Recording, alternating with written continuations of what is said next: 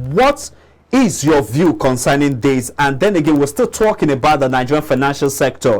And what implication do you think that this court judgment will have on the overall outlook or the overall growth of the financial sector? Thank you very much. I am at loss here. I'm not a lawyer.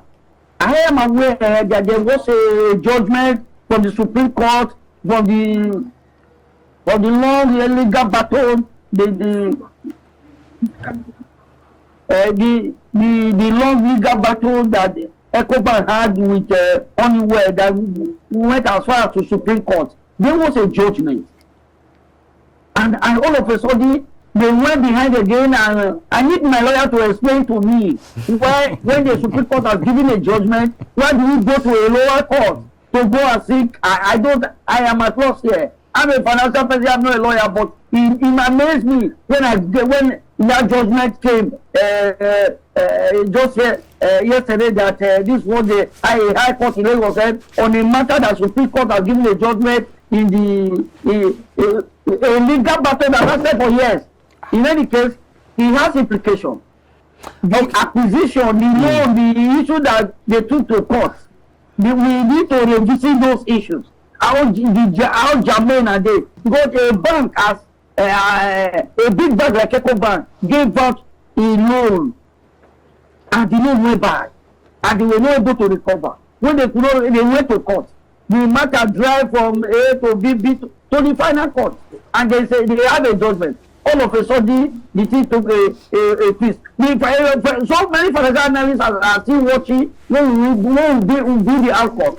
The outcome of this. What does Honeywell want to gain? A company that has gone into extinction in the books that no longer existed. So it was actually, anyway, we will see what will come out of it in the days ahead, while we are asking our lawyers what it means. But it's really a very messy situation. If we don't have a sound judicial system, it's going to affect investors' confidence when it comes to investing in the country. And going by the way this situation has played out in the past 8 years, you've seen the Supreme Court, the Apex Court, has given a verdict on a particular issue, but then again they were still dragging the issue, and now a federal court, a lower court, has given another verdict on this issue. How do you see all of this playing out and its impact on investment in the financial service sector?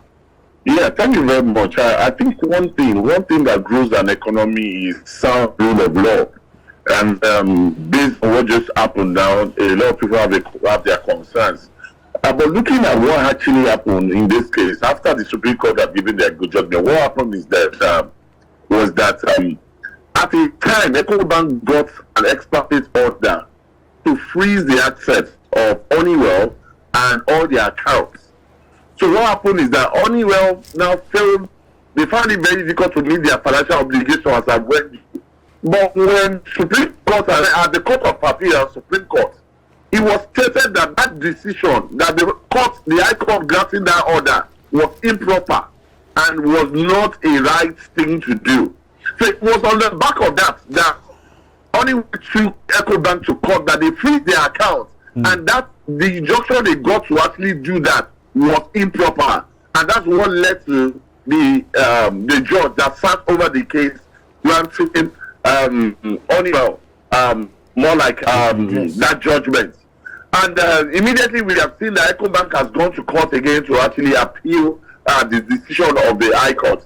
And what I keep seeing is that for us to have sound and great economy, we need to ensure that our rule of law is sound, because it goes a long way in determining how much people will want to do business with you. Yeah, when you have a situation whereby there's no consistency in your rule of law, even foreign investors will not want to come to their market, because they will understand that even local people find it very well to get justice. How much more you that you're actually an expert or you're a foreigner in that client. So I think that as much as the executive is trying to actually create an enabling environment where business can actually thrive, I also feel that the judiciary also need to actually come to terms with the new administration and what they are trying to do to ensure that truly our economy is sound and is a very good place to do business.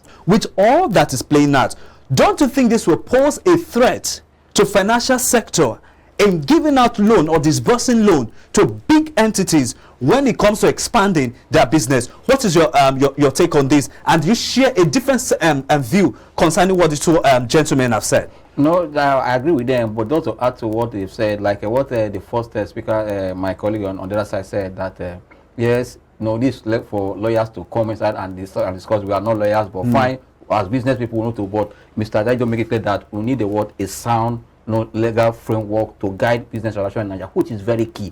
When it comes to business law, it's different from either using one what they call it, in law, whether you use this one not using principle, one gimmick or whatever to get your judgment and no. But what matters is that when it comes to transactions that involve money, you have to be very straight and very careful. But I believe that by now, banks in Nigeria with their legal team or their legal department should also be looking at documents to stretch it from day one, so that it will reduce this kind of litigation for almost 8 years. You can see now, even when a bigger court, the appeals have given judgment, there's a clause that because you freeze the account, there's always a way. That means you have to look at all this. You have a good expert, lawyers that are experienced to be in your team, so that for me, as my colleague Mr. General said, we need a clear legal framework to move our business in Nigeria, because when foreign investors, even local investors, see that these things are taking time, it's going to ask for a discouragement for them to come. But one thing is that if also you are transacting your business, make sure that you are transacting your business on a clean note, so that to avoid all this. But for me, it's not a good omen for financial market.